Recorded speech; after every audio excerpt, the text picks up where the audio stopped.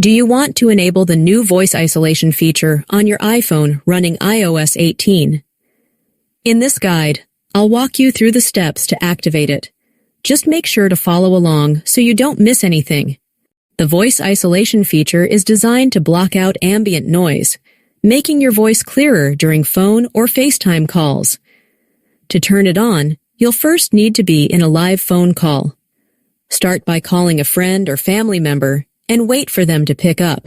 Once you're on the call, swipe down from the top right corner of your screen to open the control center. Look for the phone controls at the top, just below the notch or the dynamic island on your iPhone. Tap on this section to access more options. From there, you'll see an option for voice isolation. Simply tap it once to enable the feature. Your iPhone will now focus on your voice while reducing background noise, making your calls much clearer. And that's it.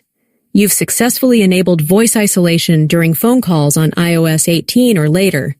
If you have any questions or suggestions, feel free to share them in the comments below. Thanks for watching, and I'll see you next time.